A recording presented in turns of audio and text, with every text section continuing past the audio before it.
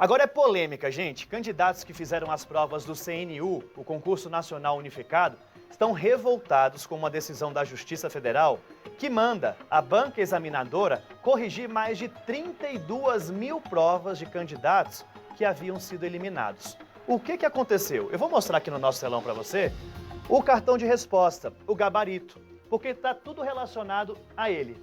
Esses 32 mil candidatos foram eliminados porque não preencheram corretamente esse gabarito. Não pintaram as bolinhas que tinham que pintar para identificar a versão da prova como consta no edital. Além disso, muitos também não escreveram uma frase específica que era obrigatória também para identificar a prova. Aqui, olha só, no finalzinho tem 3 bolinhas e a pessoa tinha que marcar 1, 2 ou 3 de acordo com a versão da prova. E tinha que escrever uma frase também para identificar. Isso era obrigatório e estava previsto no edital. Só que alguns candidatos alegaram que não foram orientados na hora da prova de uma forma correta.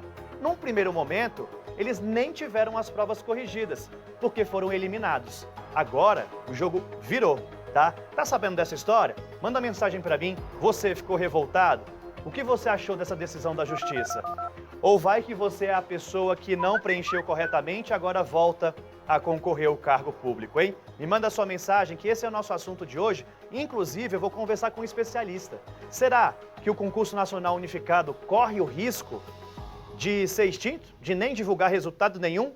De não ter valido nada? Será que há esse risco? Eu vou ao vivo agora com Jesus Mosquera, gente, daqui a pouquinho, porque a decisão da Justiça, a divulgação da lista de aprovados, deveria ter sido feita hoje. Não aconteceu, foi adiada.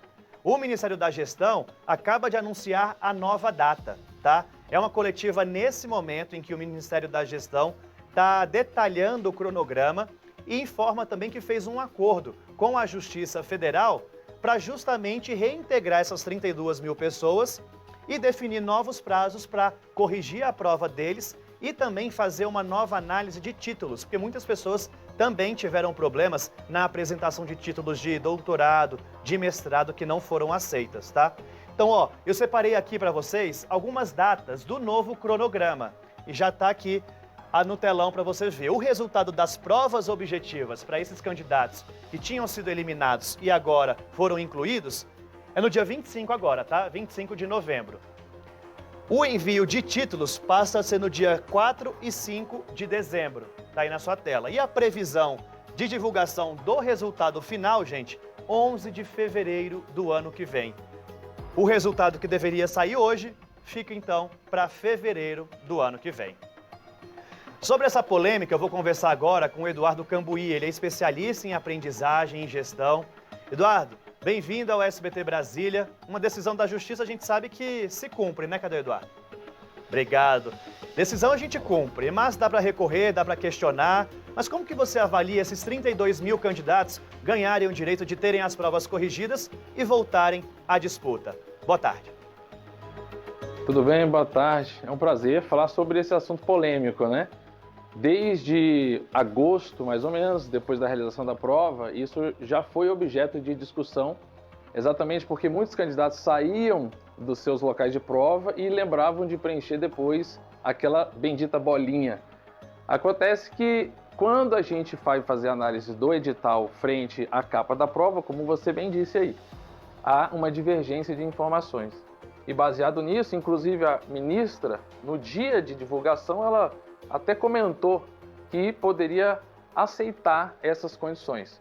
No dia seguinte, imediatamente, ela voltou atrás e disse que não, conversou com o jurídico e que isso não seria possível, seria exatamente o que está no edital. De lá para cá, a gente acompanhou toda essa modificação e todos os outros candidatos que começaram a se movimentar na justiça, já que em via administrativa o MGI já tinha se posicionado, para que na justiça eles tivessem o direito de voltar à disputa. Então agora nós temos uma nova situação, uma nova realidade, em que 32.260 candidatos que foram eliminados por não atender esse quesito, agora eles voltam exatamente naquela etapa quando eles não puderam ter a sua redação corrigida e de lá para cá todos os outros momentos, outras fases, outras etapas vão se recompor somente para eles. Para quem fez tudo certo, seguiu o edital, preencheu a bolinha, escreveu a frase, alguma coisa muda?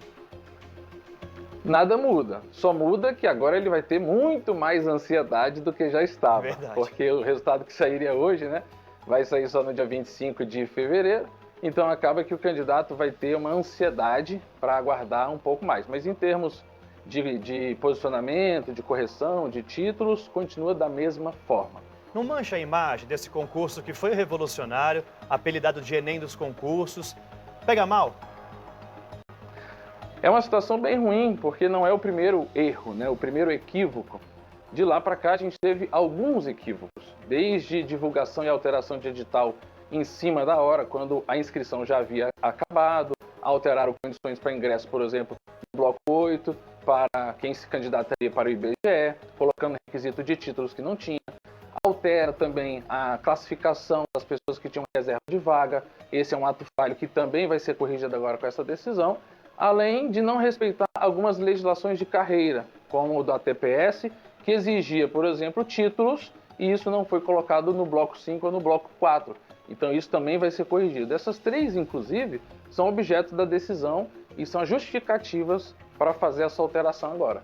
Há algum risco desse CNU nem começar a valer, de não, de fato, divulgarem os aprovados e eles serem empossados? Acho que o risco é mínimo. O Ministério da Gestão e Inovação já está empenhado em fazer as devidas correções. A gente tem que se lembrar que é algo inédito, é algo diferente, algo complexo. A gente está falando de mais de 200 locais de aplicação, estamos falando de mais de 21 órgãos. Olha só que em cada bloco a gente teve aproximadamente entre 500 a 600, 700 mil inscritos, totalizando mais de 2 milhões no país inteiro. Então não é simples, principalmente alinhar todas as exigências de tantos cargos, porque são 21 órgãos, mas os cargos passam de 48. Então acaba que você poderia ter algum risco de algumas falhas. Isso vai ser corrigido, melhorado, com certeza, para os próximos, mas vai manchando a imagem a expectativa que o candidato tinha em relação àquela transparência, principalmente na divulgação dos resultados. O que se esperava é que o Ministério começasse já a ranquear e colocar a posição, até para que facilitasse você auditar, para você verificar se realmente as classificações foram atendidas e os objetos de redação e de título também foram contemplados. Uma vez que não se divulga o ranking, acaba que você tem que confiar no trabalho que está sendo feito e aí, posteriormente, isso se avalia. Maravilha, Gabi. Obrigado por conversar com a gente ao vivo aqui no SBT Brasília. Esse é um tema polêmico, ainda mais para a gente aqui que está acostumado com o concurso público, né? É um tema que todo mundo está reclamando bastante ali nas redes sociais, a não ser essas 32 mil pessoas. É verdade. Foi um prazer. Esses outros candidatos agora ficam na angústia de talvez estarem bem posicionados, competitivos, mas agora voltam para o jogo 32 mil pessoas e ele pode acabar ficando de fora, a concorrência vai mudar, então isso vai ter um grande impacto, sim. Obrigado e até uma próxima. Um abraço. Eu vou para um rápido intervalo e na volta eu falo